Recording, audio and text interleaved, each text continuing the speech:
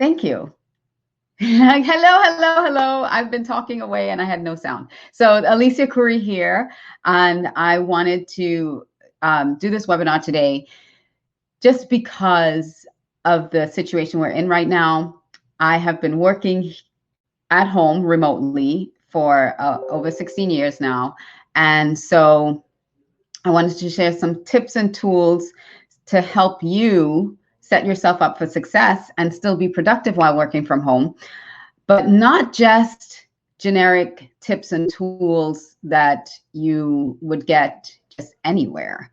I am a Kolbe certified consultant, and Kolbe, I'll discuss that a little bit later on in the webinar, what Kolbe is and how it affects us every single day, our cognitive mind.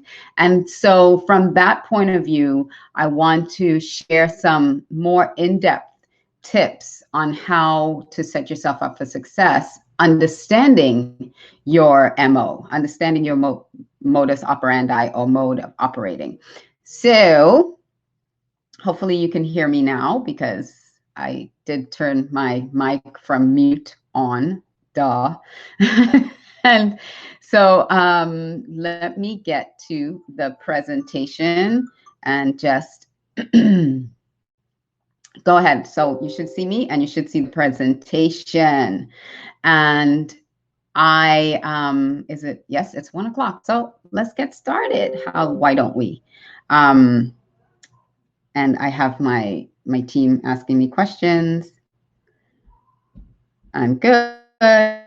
So we're getting started. Sorry about that. So I want to really breeze through this. Again, this is all about maximizing your productivity.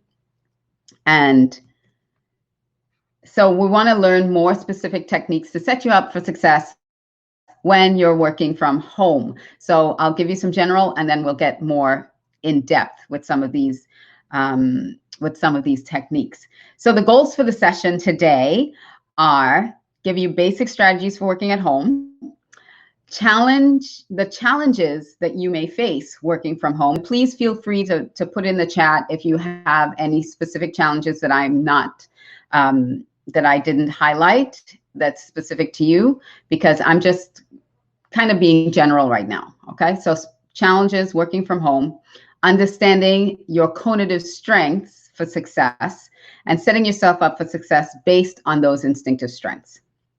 So those are my goals for today. Social distancing is forcing us to work differently. And I want to do a quick poll for those of you who are here with me. I know some are on YouTube watching, and I'm not sure how this is going to work on YouTube, but I'm going to set up the poll. And if you can answer this question, is this the first time working from home for you? And you can just scroll down and click on the answers. If it's your first time working from home, or if it's not your first, yes, I haven't worked from home before. No, I've been working from home and only once in a while. So these are the poll numbers as they're tallying up. So let's see. I'm trying to vote too. So let's see what the results share here. It says that 25% of you say that it's the first time working from home. Let me jump back to the presentation. So, well, that's good. So if this is your first time working from home, then this is for you. If this is not your first time working from home, maybe some of these tips you can still incorporate and boost your productivity while working from home. So here are some 7 basic tips for working from home. And these are tips that I've used, I've heard some other people talk about, but when I started working from home years and years ago, these are some of the things that they said to set yourself up for success working from home. So I wanted to share that. One of them is wake up at the same time. Just because you're at home right now, this doesn't mean that you'd have to shut off your brain and go on vacation mode. So wake up at the same time as you would if you were going to work. And I have a little caveat to that, which I'll explain a little further down, but try to keep that same schedule. Dress like you're going to work every day. So get up, get yourself ready, and go and get yourself ready for work as if you were working every single day. And that means, might mean for you, you have to put on makeup, do your hair, dress nicely, dress in office attire. For some people, like me, I'm not that, it's not that serious for me because I can get into the flow of work very easily. Some people need to change their state and kind of make that switch, turn that switch on. And that's why that's important mentally and physically to be prepared. So if it is that you have a hard time getting motivated to work, get yourself ready as if you were actually leaving your house to go to work, because then that will mentally prepare you for work. If you're somewhat like me and you're always mentally prepared to work, then it's not always that necessary to be fully dressed up completely to go to work. Yeah, yesterday I did a webinar and we talked about half and half. So since I do a lot of video and I do a lot of live video, I dress from the top up. So maybe that's what you need, especially if you're going to do video. So it's just to help you mentally be ready to start working.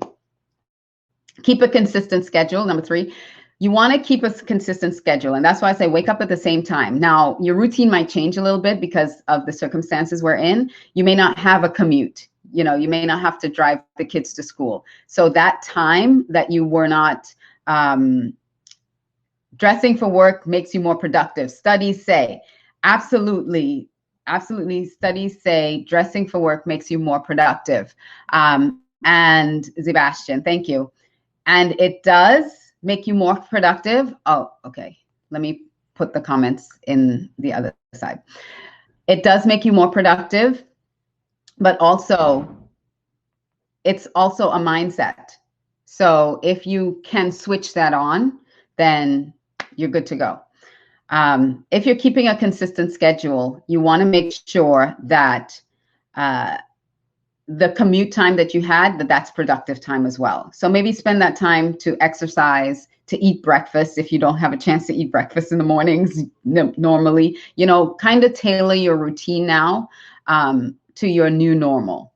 Maybe you can sleep in a little extra 10 minutes or 15 minutes, but create a consistent schedule that you can keep going every single day, Monday to Friday. I know I wake up, I go for a run, and then I get myself ready and I sit down at my desk for work. And I get breakfast, of course. I eat breakfast. Define your workspace. And that's what we're going to talk mostly about today, is defining your workspace. Make sure you have a defined workspace that you can be productive in. Minimize interruptions with boundaries. So this is very important because right now we're in a situation where everybody is at home. Everybody's at home. The children are at home, spouses that are home, everybody's at home. So to avoid being on top of each other and getting a lot of interruptions, you need to let everyone know these are the hours I'm going to be working. And I would greatly appreciate it if we could all be respectful of that and set those boundaries. You need to set boundaries for your children as well when they know that you're working, and if they have to work as well, because they also have to do schoolwork. So you set up boundaries for everyone in the household so that you can continue to be productive. And minimize interruptions, which are, you have a question about something, you can't just barge in and ask me a question. If it can wait, please let it wait until I take a break.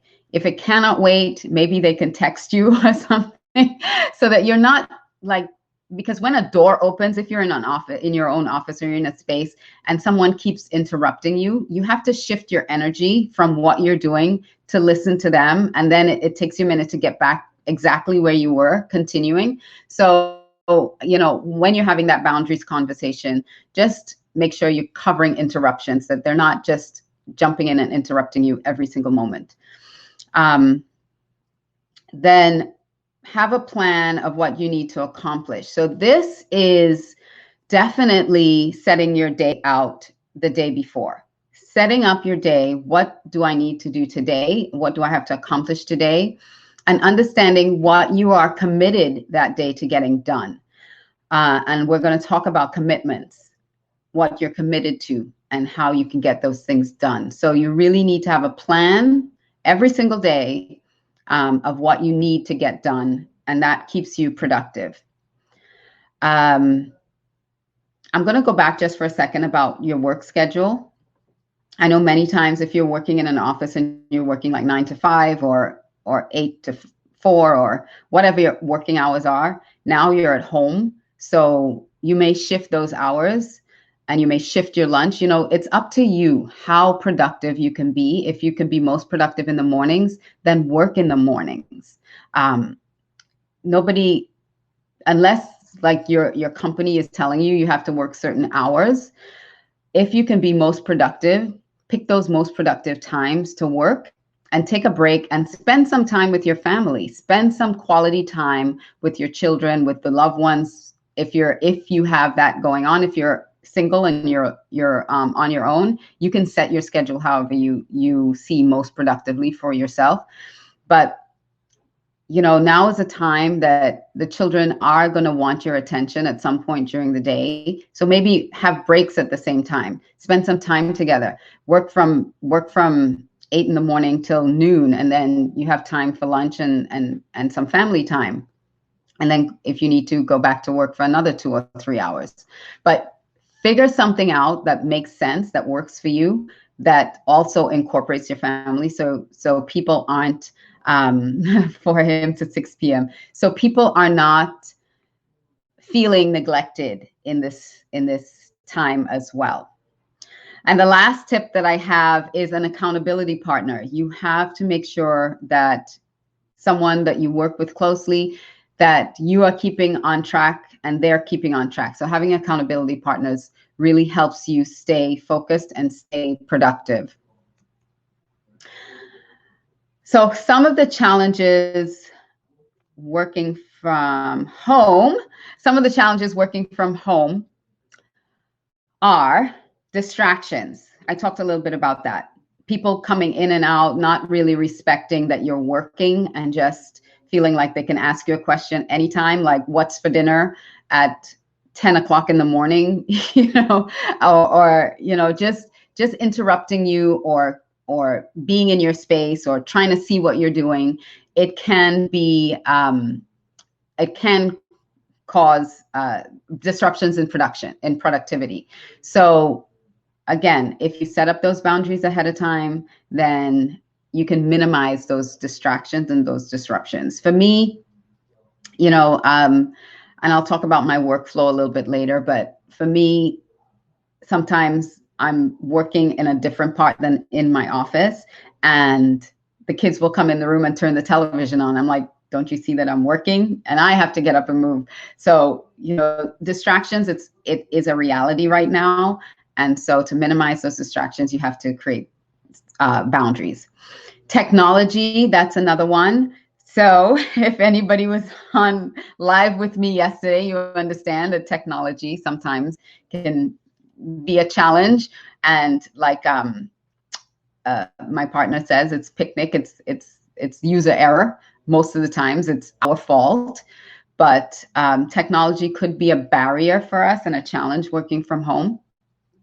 So the thing is, when it's a technology barrier, you have to do your research and you have to learn what it is you don't know. Do some research, get some help, ask friends, ask people who work with you, how do you do this?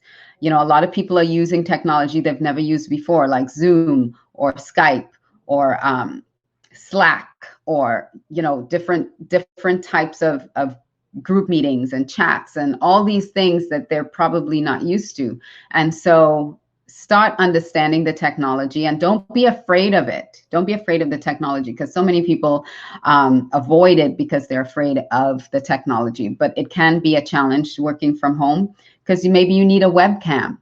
Maybe you need a new computer. I don't know, but make sure that things are running smoothly and that technology is not going to be a barrier for your success working from home.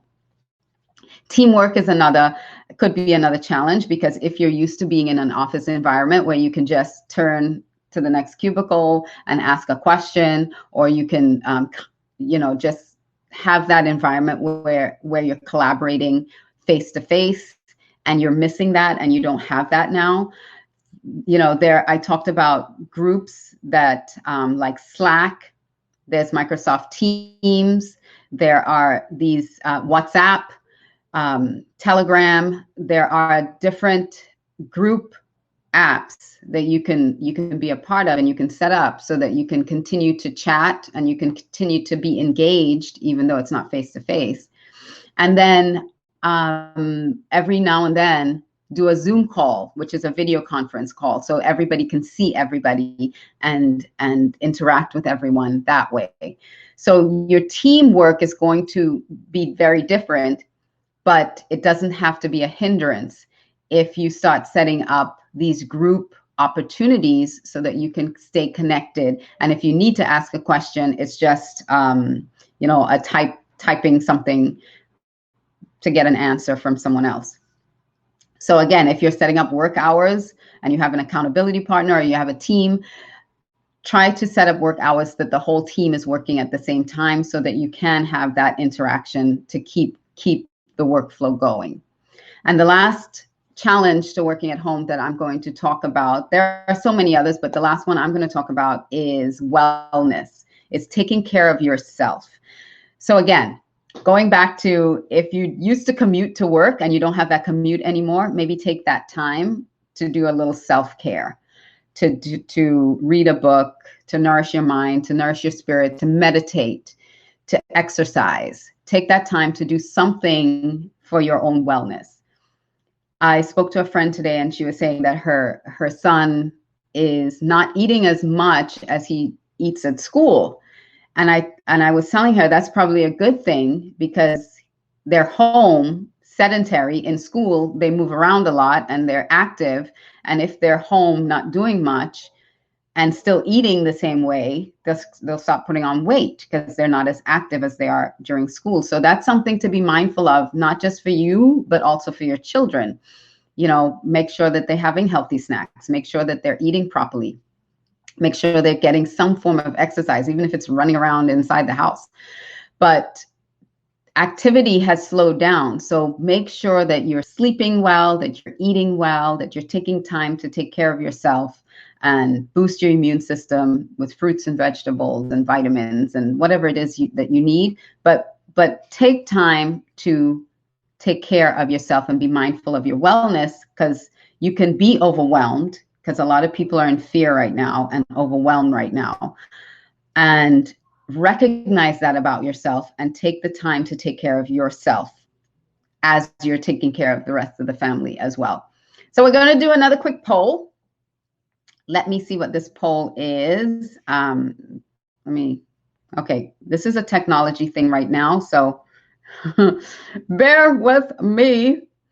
Oh, here we go. Challenges with productivity. So this is the next poll. What are some of the challenges that you are experiencing in productivity right now? Are they distractions and you can't focus? Is it technology issues, or prioritizing what is most important for you to do during this time? So I see most people are saying distractions from home.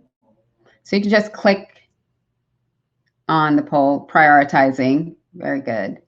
And cool.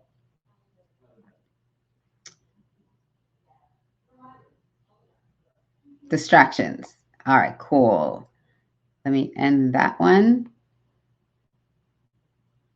See, this is cool. This is the second time I'm actually using get response to do a webinar. So I am still learning the technology. As I said before, I'm still learning the technology, and I'm using it to my benefit. So, and by the way, thank you guys for joining. I really appreciate those of you who are on the line. So the greatest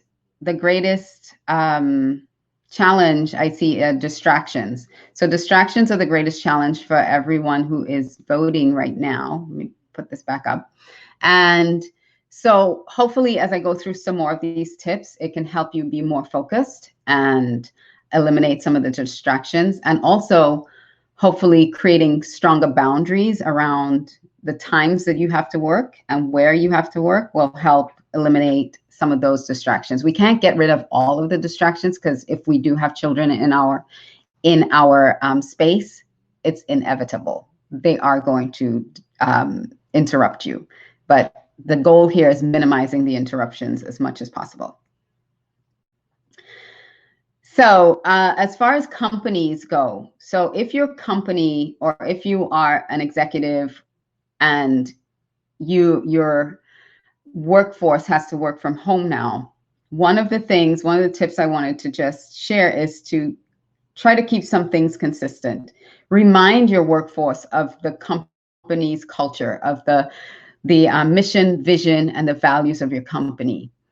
Because right now, everyone's focus is a little different. They're focusing on their health, especially if they're not feeling well right now, or someone in their family is not feeling well. There are going to be a lot of interruptions and a lot of disruptions in our lives during this time.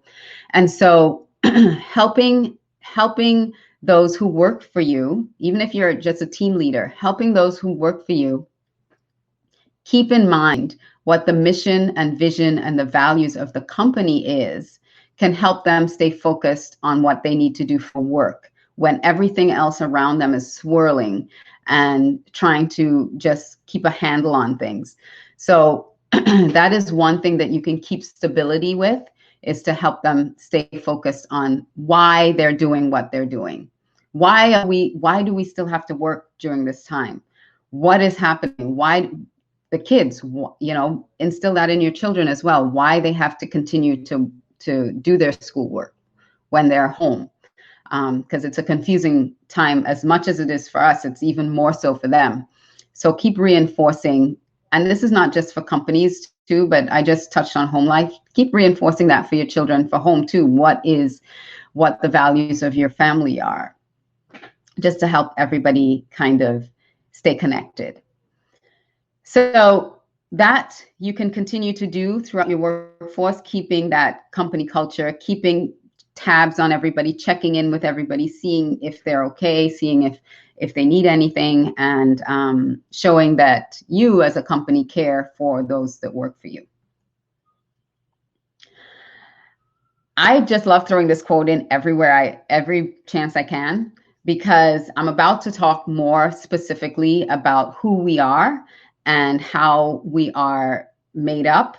And so this is Albert Einstein, and he says, everybody's a genius, but if you judge a fish by its ability to climb a tree, it will live its whole life believing that it is stupid. And so as I go deeper now into really what Kolbe is and the cognitive part of the mind, I wanted to share this, because sometimes we are asked to do something and we really don't know how to or what to, and we find ourselves stressed out trying to do it. And that's like that fish trying to climb a tree. And this, hopefully in the next few slides, will explain why it feels that way.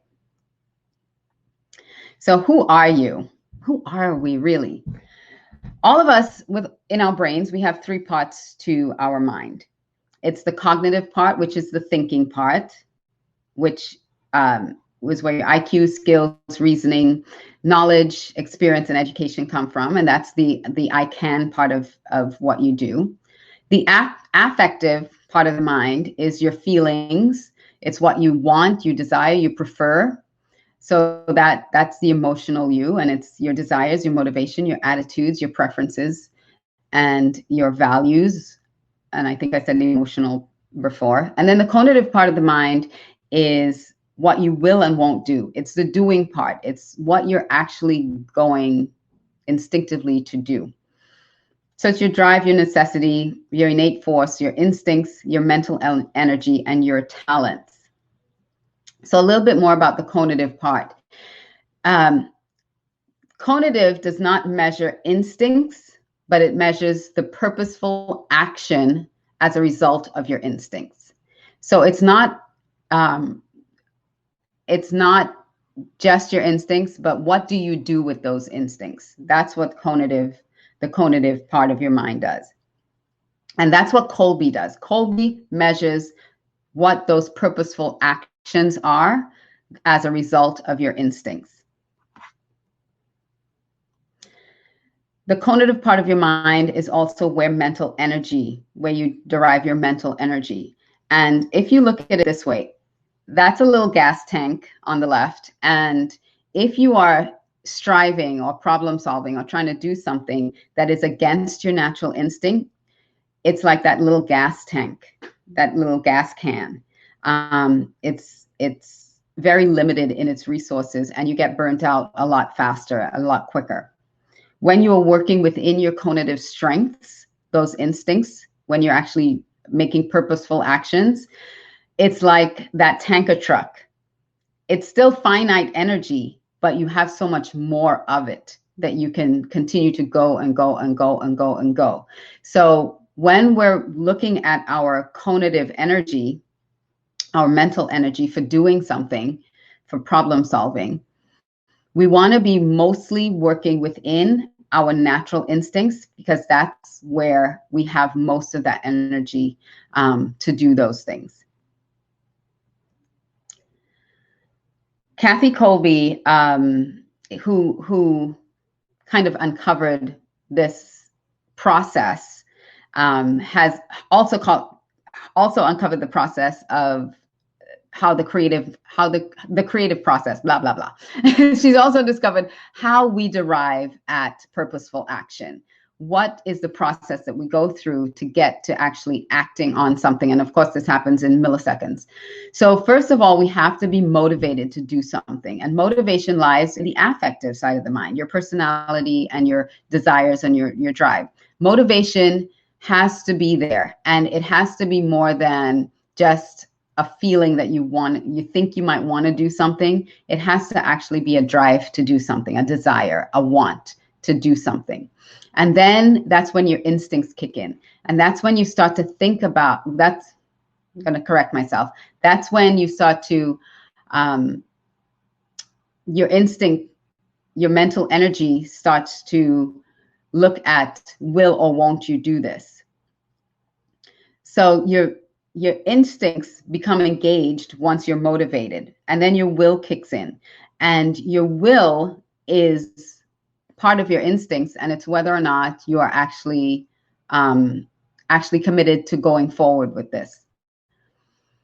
And once you are committed to going forward, then it hits the cognitive mind, and you start thinking about it, and you start thinking and reasoning whether or not you have the skill, the ability, if you have the knowledge. You start to reason what it takes for you to actually get this done.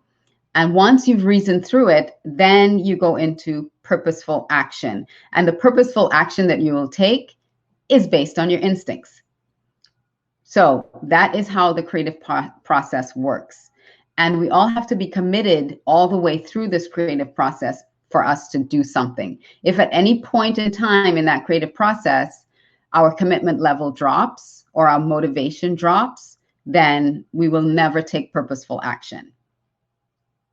So when it comes, the reason I'm explaining this is when it comes to working from home, there needs to be a motivation for you to continue this process every single day. And it has to be more than just, I have to do this. There needs to be something that's motivating you for you to stay consistently doing it and for you to be at a high level of productivity. So you need to understand where your motivation is coming from to continue to work from home, if that makes sense. So let's talk about commitment for a second. And commitment, we have to look at our levels of effort. Again, that's the cognitive part of the mind. What is your level of effort? Are you really committed to seeing this through? And there is a big difference between intention, attempt, and commitment. So you can intend to do something, you can have an intention to do something, and that's great. You can attempt something, which is a little better, but only when you're committed is that where you see an increase in productivity, because now you're actually making purposeful action and you are doing something that you are willing to see through to the end. So in this process of working from home, you have to be at a commitment level to see productivity really, to really engage in productivity. Don't just attempt this. And I'm going to show you give you an exercise at the end of this that really helps you prioritize what you need to be doing in this process. So what is Kolbe? So the Kolbe A index tells us about us. So what Kolbe is? Kolbe defines the striving instincts that drive your natural behaviors. It also describes your modus operandi, or your MO, and it focuses on your strengths. This is all strength-based. It doesn't matter what the score is, it's all strength-based. So as long as you understand that, that's great. And it identifies traits that are universal and equally, they're unbiased. And it also drives your mental energy back to that tanker truck instead of the little gas can. What Kolbe is not, Kolbe wisdom is not about how smart you are, your skill level or your capabilities. It's not about what you can and cannot do. It's not about your personality, your social style, whether you're an introvert or extrovert. And it is not about what you want to do or what you don't want to do. Those are different parts of the mind. So I said it's all strength-based, and here are the 12 strengths. So Kolbe, we have 4 action modes, and the action modes are fact finder, which is how you gather and sort information. The follow through is how you pattern. Quick start is how you deal with risk, uncertainty, and change. And implementer is how you see space and tangibles, how you operate in space and tangibles. And so there is a spectrum from 1 to 10, if you can see on the left side, and it is a counteraction, a reaction, and an initiation of your actions. So from 1 to 3 in Fact Finder, those are folks who simplify information, right? Because Fact Finder is how you deal with information. Simplify information. From 4 to 6, you explain information, and from 7 to 10, you're very specific. You get more detailed. You get into the specificity of everything. In follow through, again, it's about patterning. You're adaptable, or you maintain systems and processes, or you systematize. In quick start, it's from 1 to 3 is a stabilizer. From 4 to 6 is modify. And from 7 to 10 is innovate. And for implementer, from 1 to 3, you envision solutions. From 4 to 6, you restore solutions, restore, repair. And from 7 to 10, that's demonstrative. You work with tools and tangibles and things that are, and you build and create. So those are the 12 strengths that are the actions you take that are instinctive and that are found in the cognitive part of the mind. I will actually, you can see me, I can show you mine. Mine are right here. So these are my 12 strengths. These are my 4 out of the 12. So that's where I live. So again, I'm just going to go over these basic tips that we talked about before, because then you can kind of position them when I talk about the action modes, because I'm going to be more specific in the Kolbe action modes, and you can see how these basic steps, how you can get more in depth with them. So waking up at the same time every day, dress like you're going to work, and that's again the mindset of being ready for work and to be productive. Keep a consistent schedule. Define your workspace. That's what I'm going to talk about, especially when we're talking about action modes. Define your workspace, minimize interruptions, set clear boundaries, have a plan of what you need to accomplish the next day, understand what you're really committed to getting done, and have an accountability partner. So here we go. So here's productivity tips by MO. See, he didn't get dressed for work today. So productivity tips. So these are these are all initiating action modes. So these are the 7 to 10 people that I'm going to be talking about. So if you fall in that 7 to 10 range, these are the challenges that you have with productivity and some solutions. And I'm going to go through these pretty quickly, just doing a quick check. Yep. So fact finder, you don't have enough information, not enough information is available. So a solution to that is to make sure technology is your friend. You have to use shared work drives to ensure that all documents are being uploaded. Make sure everything that the fact finder needs, they have availability to. Follow through. The processes and projects are being individually created. So there may be a system and process that you have at work, and then you're at home now and you're not following that system and process. So for the follow through, who is maybe someone who is a supervisor or something like that, having everybody do their own thing is going to drive you absolutely crazy. So make sure that everybody is following processes and adhering to the tasks of getting things done. But for the individual themselves, they can lose focus and feel compelled to finish things that are unfinished at home. So for the follow through, you may have, these are list building people. So there may be things on your list for work and things on your list for home. And because you are in home, you may be tempted to finish things on the list at home before you complete things on your list at work. And then you're going back and forth doing both. So for you, creating boundaries for yourself is very important between your home life and your work life. And keep those lists and those activities separate so that you're not kind of walking into the kitchen for lunch and seeing the dishes in the sink and then stopping to wash the dishes because that needs to be done before you go back to work. Those are productivity killers. Work, home. So keep those separate. For the quick start, it's a lack of brainstorming opportunities and a lack of urgency without tight deadlines.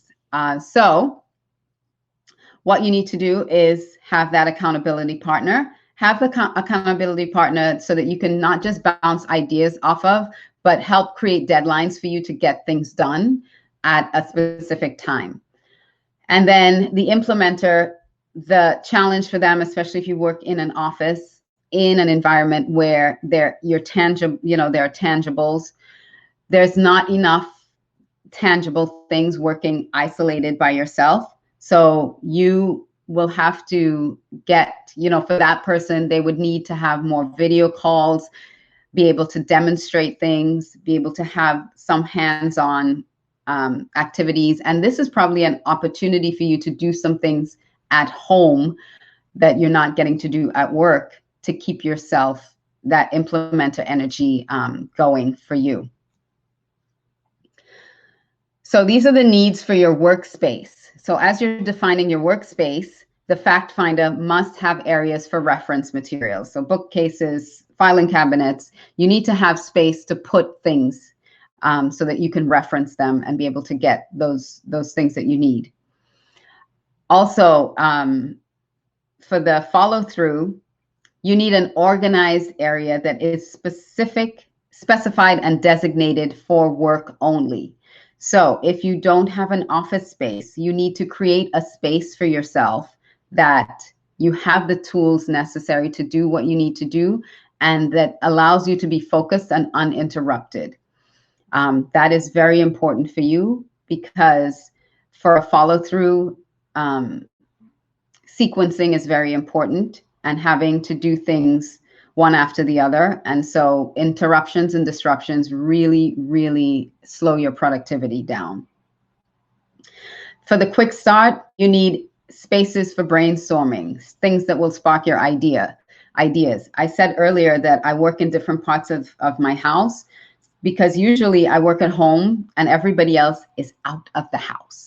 So I have my office, which I'm blessed to have. I'm so thankful that I have an office and I can close the door and I can be in my office, and either be at my desk or be at the sofa in my office. But also sometimes I leave and I go sit out in different areas. I sit at the dining room table, I sit in the kitchen table, or I sit in the living room, just to have a different space to be able to spark that creativity for me.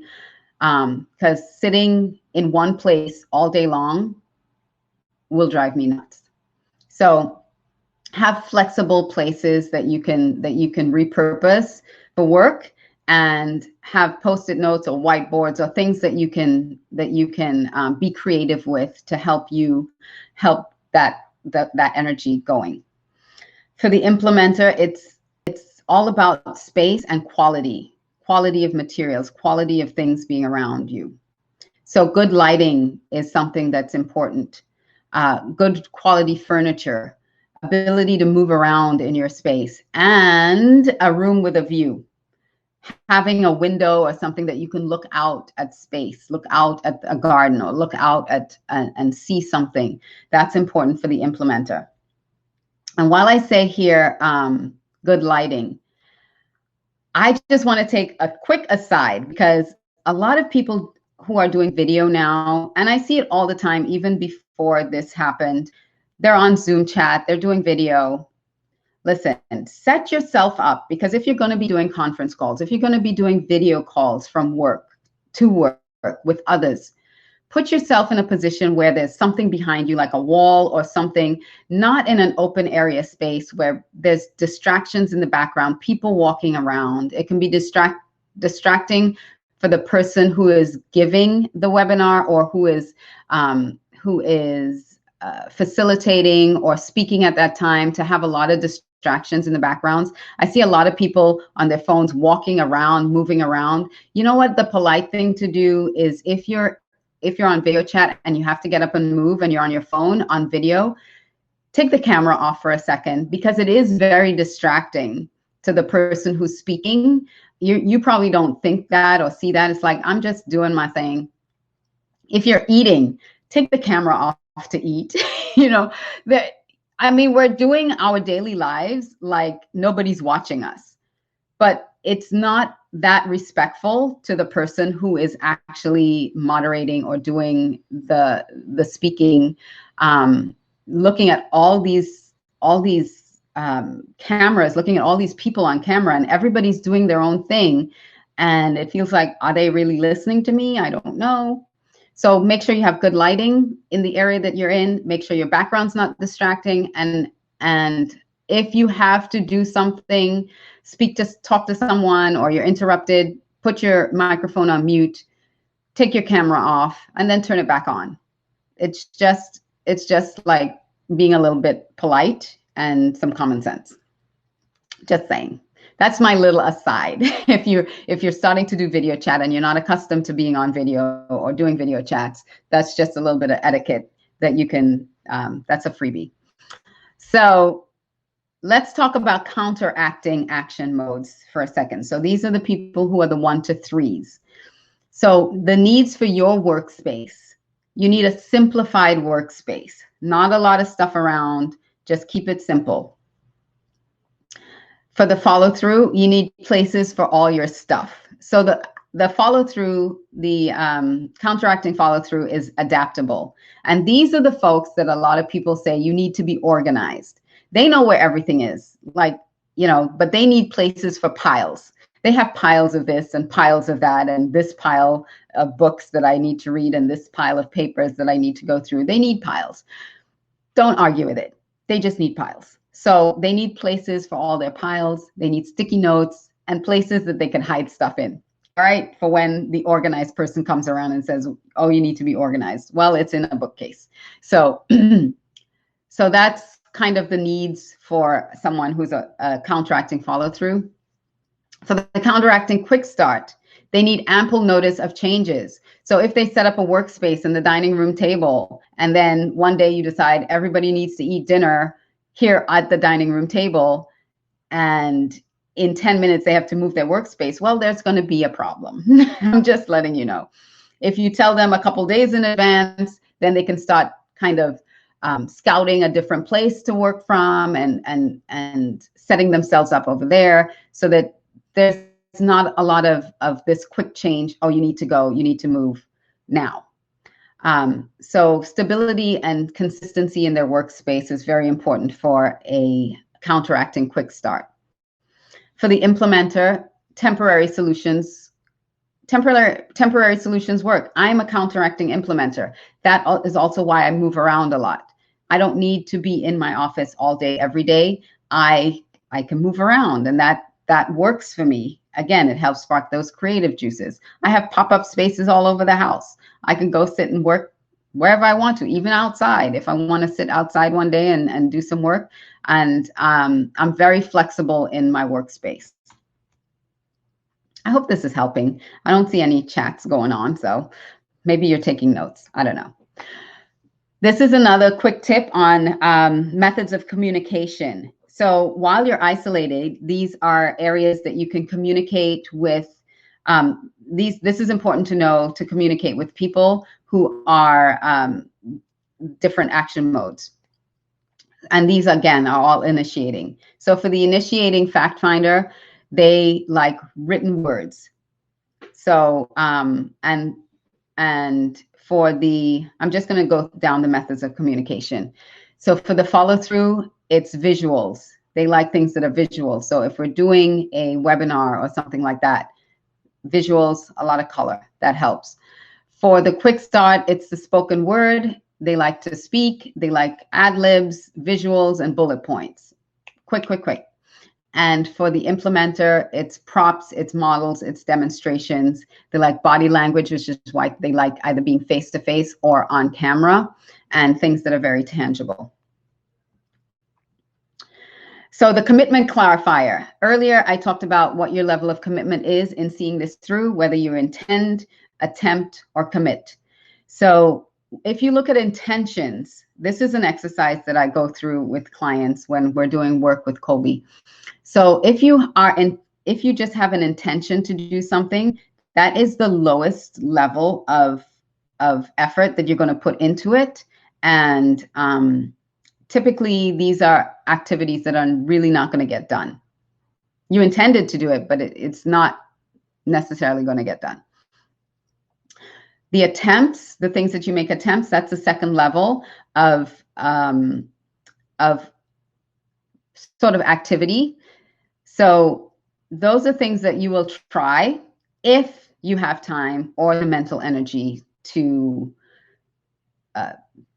do it, right? To assign for it. So those are things that you may attempt, but it's not something that is a priority for you. So when you're setting your priorities, make sure you're committed to it. And commitments are the highest level, and you will focus your mental energy on these tasks that you're assigned or you assign yourself to do.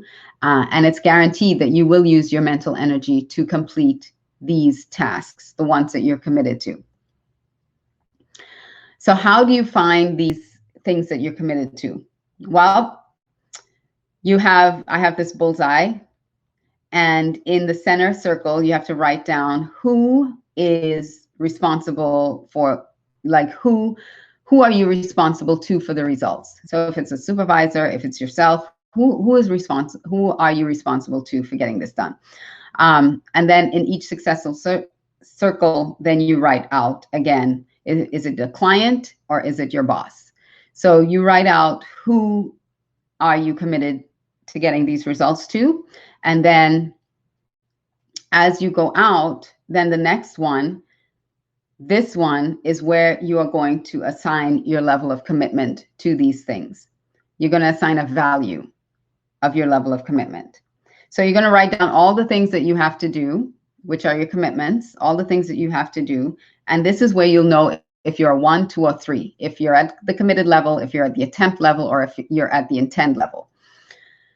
So you look at the conative piece. Of course, you have to know what your MO is to do this.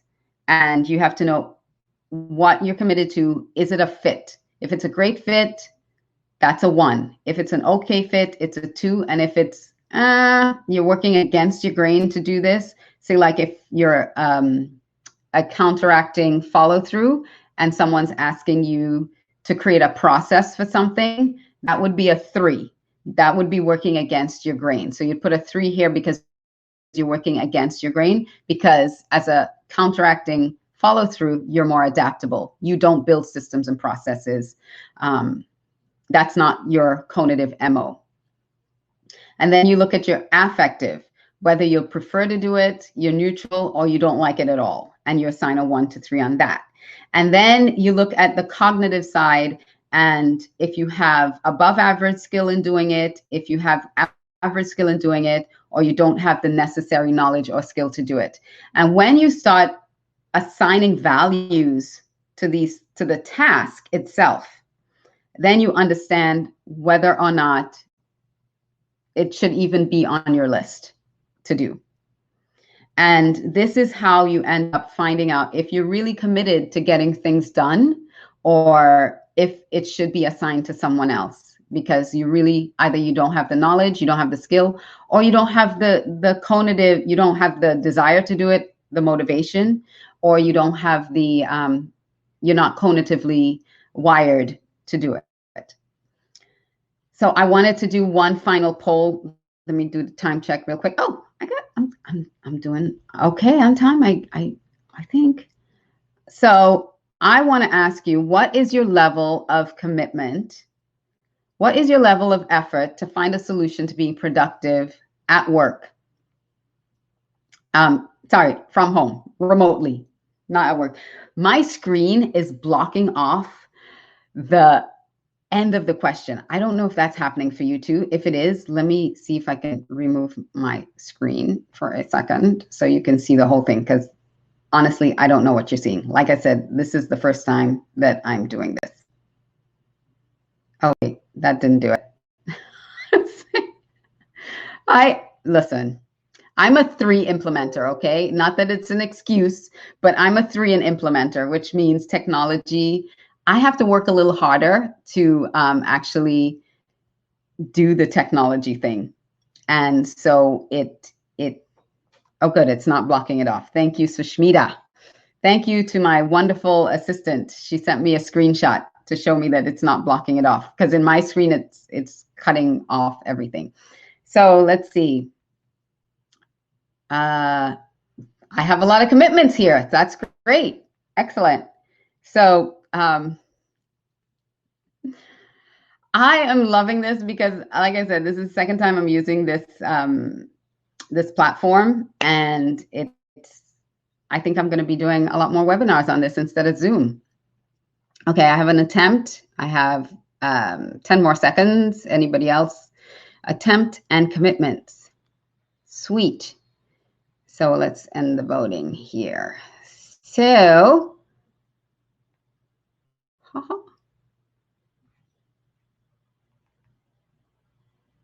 there we have it. 33% are committed to doing it. So let's keep moving. Go back to the presentation. Cool.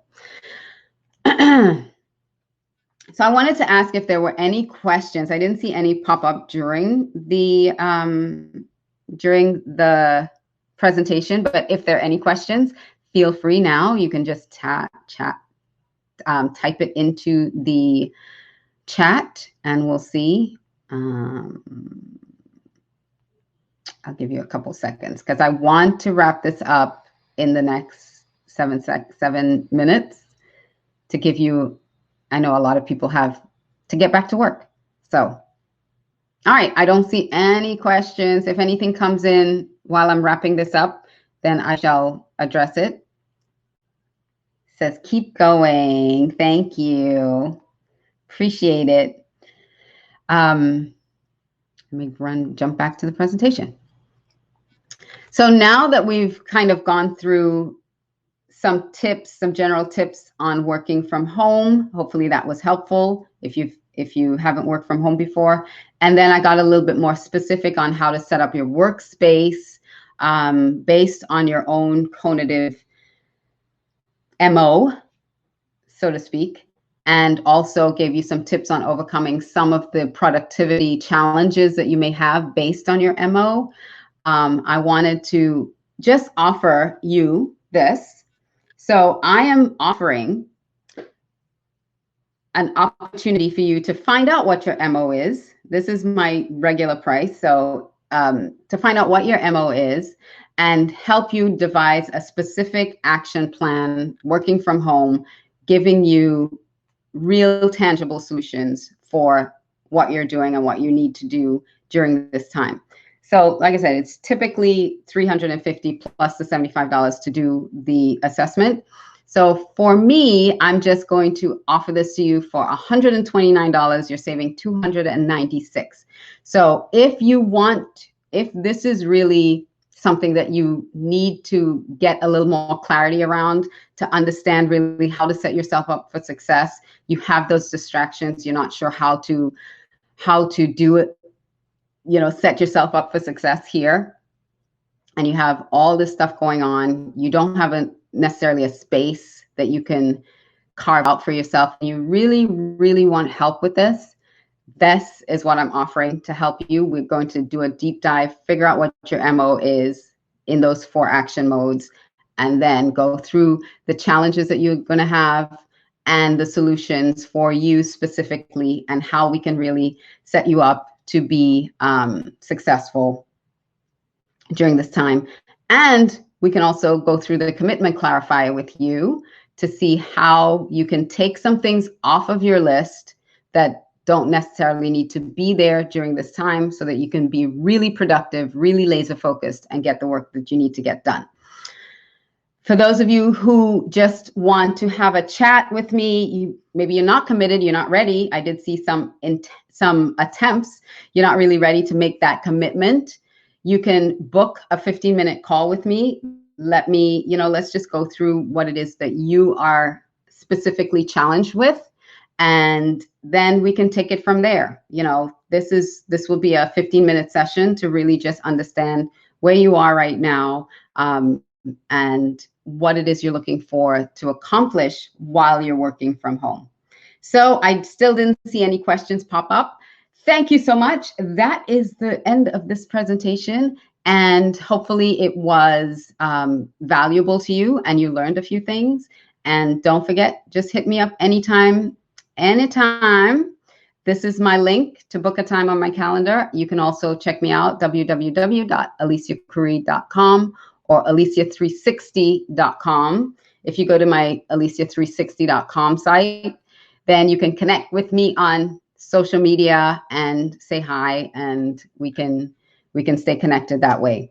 So everyone, stay safe, stay healthy, and be extremely productive working from home. And hopefully I'm closing this off like I do my show. Hopefully, again, that this was valuable to you. Take care. Bye.